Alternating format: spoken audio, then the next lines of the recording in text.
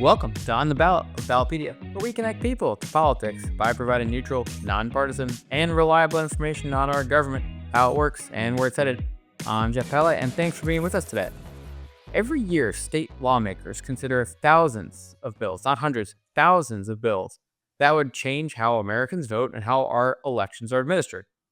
Most states have already started their legislative sessions, and in fact, over the past 3 years, about 35% of all election administration bills were introduced by mid February. So we thought now would be a great time to check in on these bills and preview what we're looking for in this year's sessions and what states are up to when it comes to passing legislation related to how our elections are governed. So let's take a break from all of our, sort of presidential and federal news unfolding this week. And let's talk with Joe Greeny, our elections expert on our team, who leads our coverage of our election-related legislation activity. So, Joe, welcome back. Good to see you today. Thanks, Jeff. Super happy to be here. Yeah, it's cold everywhere. Let's not waste time talking about Yeah. that. That's just a reality of what it is. So, this is one of our more in-the-weeds stories we tackle on the show. So let's just remind our listeners, when we say legislation related to elections administration, what do we mean by that? Yeah, I'll try and keep it the elevator pitch pretty brief there. But elections are complex. I think that's something that's been borne out sort of over the last 4+ years. I think there's been more national attention on elections. I think we all realize there's a lot of rules, lots of different procedures. Really what it comes down to is every state administers their own elections. There are federal guidelines under which certain elections are administered. There's certain federal voting standards that states that states must live up to or must conduct their elections under those standards. But other than that, states have a lot of authority to conduct elections, to administer elections within their borders, how they would like to do so. And that leads to basically 50 competing, or not necessarily competing, but 50 different systems of election administration. And 50 Kind of states. competing. It's one of the more decentralized elements of our American political system. It really is every state running their own set of elections, and even within some states at the county and town level. So Absolutely. it's pretty decentralized. Yeah, you're right.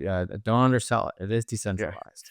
So yeah, every year, well, not every year, but every odd year at least, when all 50 state legislatures convene a legislative session, we see, like you said in your intro, thousands of bills across all 50 states that would change how elections are administered, how election officials administer elections within each state. And then to your point as well, oftentimes within that legislation, there's sort of maybe local or municipal statutes that might just apply to specific elections within a specific state. So, yeah, lots of. So we recapped all this last year in a sort of end of year episode, looking out on the whole year. But let's just do a quick top line summary. What kind of legislation did we see enacted last year? Were certain parties more active? Were there certain types of bills that were more commonly enacted than others? What was just kind of a really quick high level recap of 2024? Sure. It was a pretty standard even year. So in even years, we generally see a little bit less overall activity than in odd years. That's just due to election calendars, a couple states not holding legislative sessions, and just generally constrained timelines for a lot of legislatures. All that said, we saw more bills introduced, election-related bills introduced last year in 2024 than we did in the previous even year, 2022. Less bills overall than the odd year in between 2023. So in the last 3 years, that odd year was sort of the most active year in terms of just raw number of bills.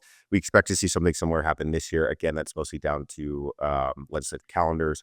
And then sort of last year was just a continuation of trends. I think that might be the label to apply to 2024. We saw Republican legislators and Republican-led states more active in this space than Democratic counterparts. And what that means in real terms is that more bills were adopted in states with Republican trifectas than they were in Democratic trifecta states. Or states with divided governments. And then overall, Republican-sponsored legislation was adopted. There was more Republican-sponsored legislation adopted than any other type of legislation. and it was also more likely to be adopted overall. Bipartisan legislation had a slight advantage over Republican-sponsored legislation, but across the board, Republican-sponsored legislation was the most likely to be adopted. Some of this comes down, again, to just sort of question of numbers. There were more Republican trifectas last year than Democratic trifectas in states with divided government. That was true also in the 2 previous years. There are more Republican state legislators than there are Democratic state legislators. So part of the advantage on the Republican side is just a question of numbers.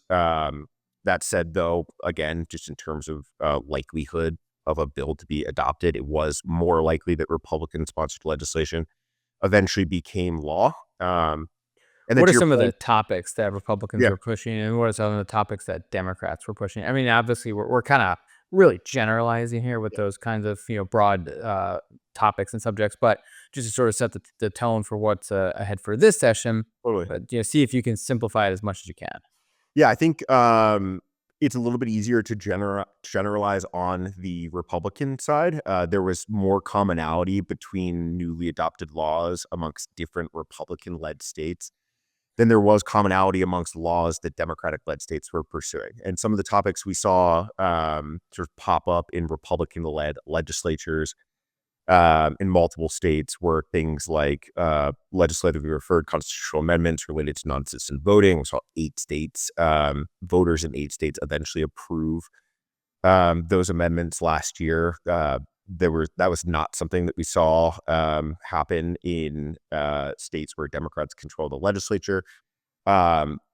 I think 2 of those eventually passed in states with divided government, but in both those states, again, it was Republican-led efforts to get those questions on the ballot.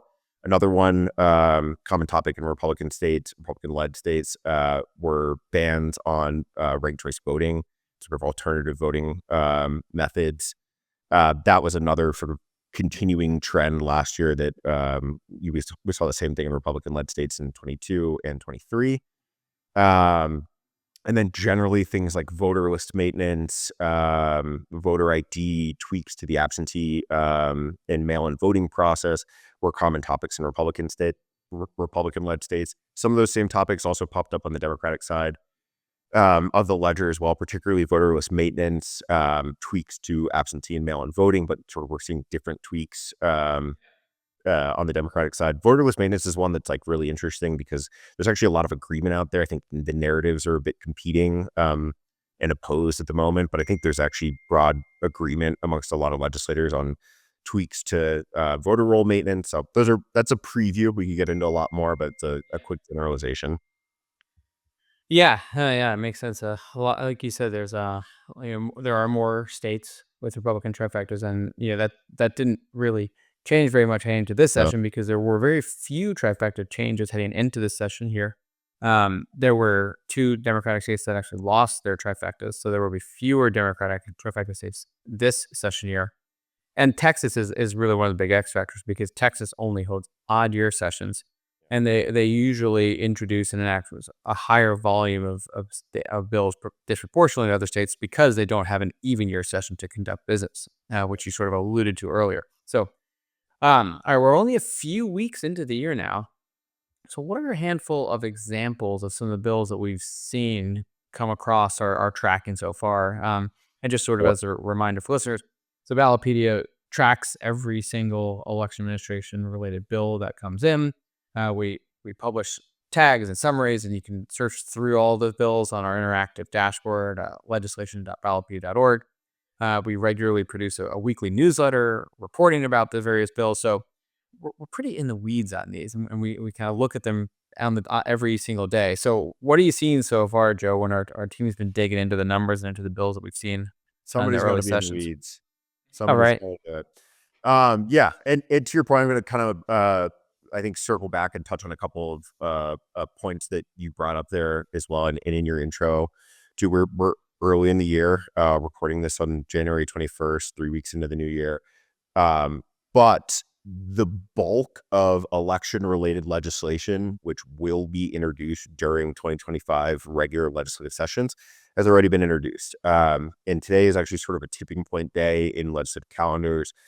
There are 44 states that are now in session as of today. 6 states have not yet convened a legislative session. So clearly the vast majority of states have started their sessions for the year, and they've got their legislative business going. So we're early, but there's still a lot to sort through. And then sort of get into your question, we're seeing sort of a continuation of the attention on these topics that we've been looking at for the last couple of years and sort of really came into focus last year as well. I think the question of citizenship status, at the time of voting, at the time of registration, is something that is going to be a topic in many states again this year. I don't think we're going to see as many legislatively referred constitutional amendments, we call them LRCAs, this year as we did last year. We're not going to see as many legislatures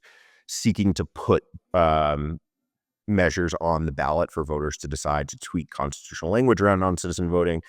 Although, again, we're not going to see the same numbers as last year, but we'll probably see more states pursue similar efforts this year. And let's actually unpack that a little bit. This is a sort of common topic that we've talked about here and there in the show, and it's kind of one of my sort of more favorite in the weeds conversations to have, and it's about statutes and laws versus constitutional amendment changes. And the different legislatures or citizen initiatives can take varying different tactics on which direction they want to go in, based on, ease of passage, based on difficulty of enactment. And there's an important distinction here, because if you pass something via statute, a law, or an initiated statute, then the next legislature can undo that, right? They can pass a law to undo it. This is very similar to a phenomenon we're seeing this week, where, if one president passes an executive order, well, the next president can come in and with the stroke of a pen, they can undo the prior president's executive order as well. You can't simply undo a law as easily, and you certainly cannot undo a constitutional amendment as easily. So that's always very interesting to see how that all plays out. And to your point, there are only so many states that are Republican-led that would want to continue to do these LRCAs, as we call them, legislatively referred constitutional amendments, about, say, the citizenship voting issue. But there is an interesting trend right now occurring with Wisconsin and with a voter ID legislation there related to this distinction of statutes versus a constitutional amendment. So can you kind of walk through what's happening with Wisconsin? Yeah, Wisconsin's got a unique LRCA process as well. To your point, every state does it differently. There are different thresholds involved in certain states. There are different requirements for the legislature to pass initiative language in. Sometimes they only have to pass it in one session. Sometimes they've got to pass it in consecutive sessions. Sometimes voters need to vote on the question once or twice. So Nevada, I'm going to go to Nevada before getting into Wisconsin. Nevada voted on a very similar LRCA this past November 2024. It was related to voter ID. This is another topic that we'll be paying attention to this year, and honestly every year when looking at election-related legislation.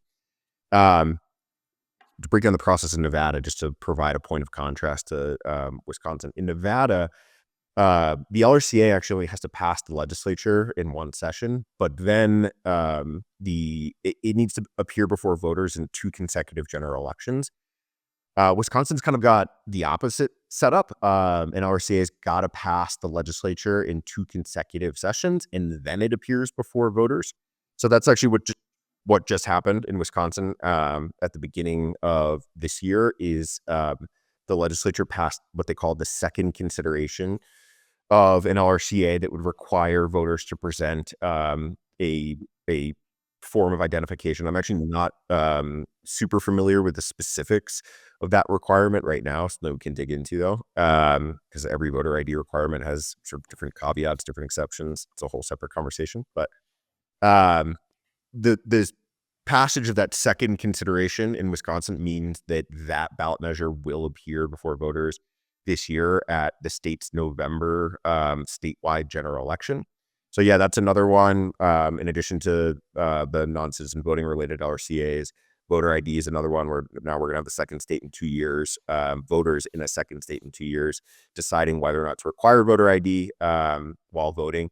Voter ID, just to like use that as a segue to talk about the topic, separate from LRCAs, there are a number of states where similar requirements have been introduced as just regular legislation, not as LRCAs, not as potential ballot initiatives or ballot questions. So we are seeing sort of a renewed interest in requiring a voter to present ID before voting. Again, this is a topic that sort of shakes out along partisan lines. If you look at the breakdown right now on where voter ID is required, where it's not required, there's a couple outliers. There's a couple of Democratic trifecta states that require voter ID. They require voters to present ID before voting. And the opposite, there's a couple Republican trifecta states, Republican-led states, Republican-leaning states, however you want to sort of classify the political grouping, where voters aren't required to present voter ID. But on the whole, Republican lawmakers in general are more supportive of the idea of requiring voters to present ID before voting. I don't think there's necessarily strong opposition to the idea on the Democratic side, but there's certainly not enthusiasm either, or less enthusiasm than on the Democratic side, than on the Republican side. So just a couple other states where we've seen similar provisions introduced already this year are Connecticut, Virginia, Pennsylvania, Utah. So a mix of Democratic trifecta, divided government states, Republican trifecta states. It's definitely a topic that we're going to be following closely this year, and we'll probably see popping up elsewhere. Yeah, and what's really interesting with that is, some of the states, like to your point, they don't have any kind of the sort of voter ID law on the books right now. Yeah, Whereas Virginia's in got Wisconsin, they do have one on the books already, and what they're trying to do is simply strengthen it by putting it directly into the Constitution, so that, in theory, if the legislature, switched partisan control, or if a court threw out an existing law, they would have it in the Constitution already. And we've seen the same tactic over the last few years on the abortion issue, where there are some states where they're passing specific ballot measures to put language about abortion directly into a constitution, which is a sort of is meant to be a sort of strengthening check against legislative balance of power changing back and forth. So we're seeing the same thing play out in the elections administration space right now as well. I'd love to, sorry to interrupt you, Jeff, but I'd love to very quickly dig into Virginia and Utah, the two what's going on there? Get this mentioned. Yeah. Just to get into sort of, to your point, to further emphasize sort of the idiosyncrasies between states, the level of specificity we're talking about sometimes, and sort of the wrinkles, the details, et cetera, et cetera. So Virginia is actually a state where on paper, a voter is already required to present a valid identification before voting.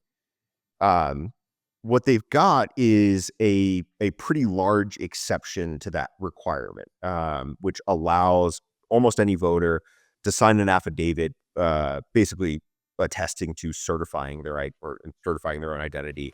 Yeah, Michigan put something like this on a couple of years ago as well. Yeah, exactly. So same sort of ideas in Wisconsin. There already is a requirement, but a certain group of lawmakers would like to strengthen that requirement, would like to eliminate the exceptions, and generally just modify how that policy is implemented and what it looks like in practice.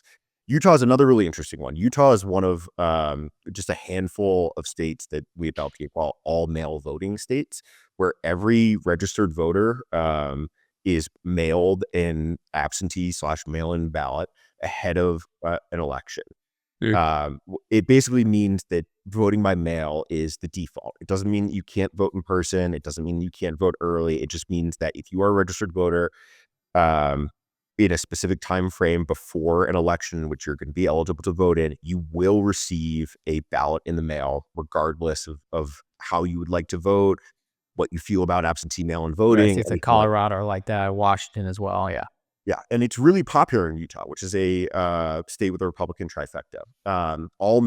Absentee voting in general has been a bit of a question mark amongst Republican politicians for a couple of years now. I think we've seen a little bit of back and forth on sort of support, opposition. I think and just zeroing in on Utah to sort of not get into the bigger debate right now. It's a Republican trifecta state where voting by mail is actually really popular. The new requirement, and the reason why you don't need to provide ID to vote by mail on a state like Utah is because if you're receiving the ballot, theoretically, the election officials that are sending in the ballot understand that you are an eligible voter for this election. They know your identity. You don't need to provide identity to receive that ballot. You're on the voter roll. You're an identified and eligible voter.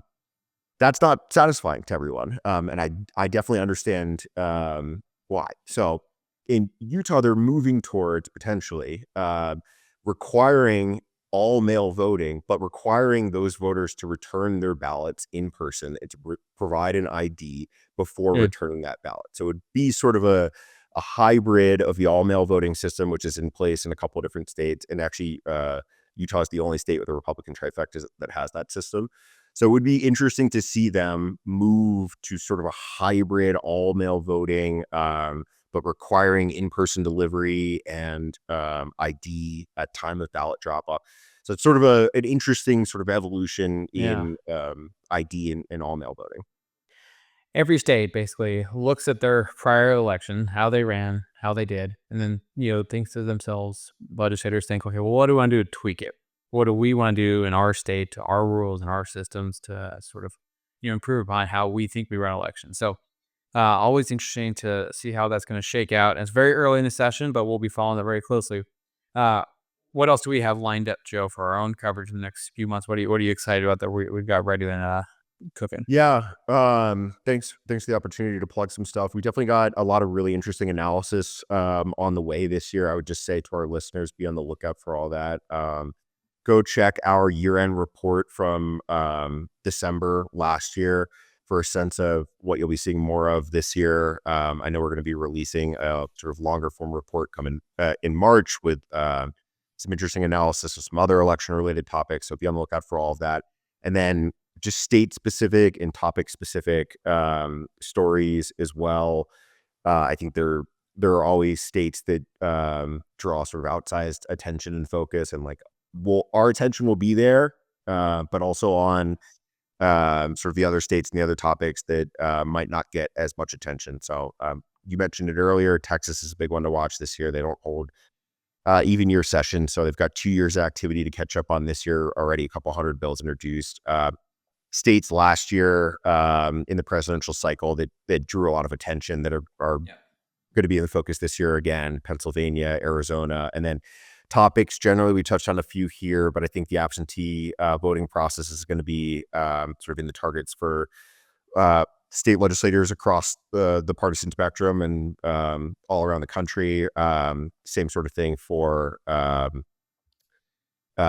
early voting and the in-person voting process. We're seeing a lot of tweaks come through already. So we'll have sort of topic-specific, state-specific analysis of all that and some longer form stuff coming later in the year. Yeah.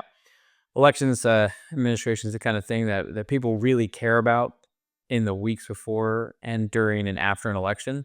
But really, those rules are baked in right now during sort of the odd year, 18, 24 months in advance of the election. So this is when it'll all shake out. We'll have you back on the show to dig into it more in the next few months ahead. So, Joe, thanks for being here today.